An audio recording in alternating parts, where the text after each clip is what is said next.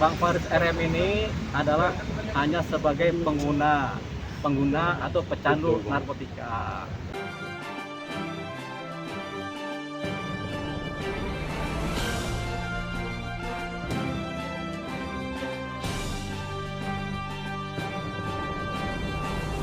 Ya, jadi setelah kita lihat berita acara pemeriksaannya, kemudian berkas-berkas yang sudah kita pelajari, dokumen-dokumen saksi, kemudian bukti-bukti, jadi kita dapat posisi bahwasanya Bang Faris RM ini adalah hanya sebagai pengguna atau pecandu narkotika. Ya, jadi tadi juga dia sudah mengakui bahwasanya dia memang hanya menggunakan narkotika.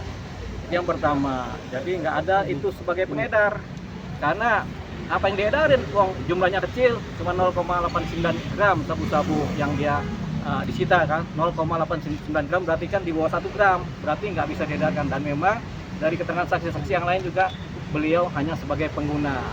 Satu hal penting dari seorang Faris RM, dia mengakui kesalahannya. Ya memang karena dia memang di kepalanya ini masih ada rasa-rasa candu, jadi memang sebelumnya dia pernah 1 kali rehabilitasi, sudah selesai, tapi mungkin ini ada candunya timbul lagi, jadi dia akhirnya menggunakan. Tapi udah jarang dia menggunakan, ini baru kemarinnya menggunakan sabu terus tangkap, gitu.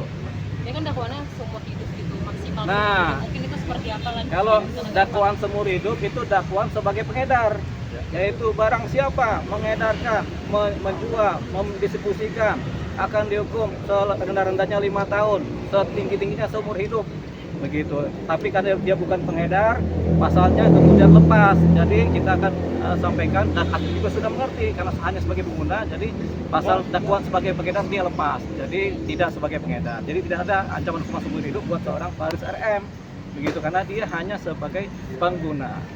Bang tadi sempat minta direhabilitasi Bang, Faris RM seperti apa Bang? Betul, ini kan dia baru 1 kali direhabilitasi. Kadang-kadang kita 1 kali rehab itu belum tentu selesai. Kita udah keluar tapi masih ada candunya dikit gitu. Jadi akhirnya menggunakan lagi. Makanya biasanya rehab itu bisa 2-3 kali. Makanya karena baru 1 kali rehab, kita akan mohonkan kepada majelis hakim yang menangani perkaranya beliau supaya kemudian diadakan rehabilitasi yang kedua. Begitu. Jadi ada rehab yang kedua kalinya. Gitu. Karena baru 1 kali Bang Faris ini melakukan rehab, begitu. Itu ya mengenai rehabilitasi ya. Jadi baru 1 kali. Jadi ini kita mohonkan dalam putusan majelis supaya ada rehabilitasi yang kedua. Gitu. Bang, rencana untuk menghadirkan saksi ini ke depan itu seperti apa Bang? Ya kan tentu ada saksi-saksi yang diajukan yang meringankan, ya ada charge, kemudian ada saksi ahli. Itu lebih terkait kepada bagaimana seorang Faris RM kemudian berupaya sembuh dari kecanduan narkotika. Ini cerita ini nggak cuma seorang Faris RM ya, masih banyak lagi pecandu-pecandu lagi yang udah direhab tapi masih aja ada candunya. Jadi ini harapannya saksi meringankan, yaitu yang mengetahui dia direhabnya bagaimana, kapannya, terus apakah sudah semua atau belum, ini yang sedang diupayakan. Saksi ada casnya. Apakah mungkin dari keluarga juga? Tentunya dari keluarga ada nanti. Harapannya dari keluarga ada untuk memberikan keterangan mengenai proses rehabilitasi yang sudah dilakukan oleh seorang Faris RM. Bagaimana selesai rehabnya dan apakah masih ada candu-candunya gitu ya. Jadi kayak kita jatuh cinta, kita udah putus cinta, udah lepas, tapi kadang-kadang masih rasa-rasa kedepannya masih ada. Begitu.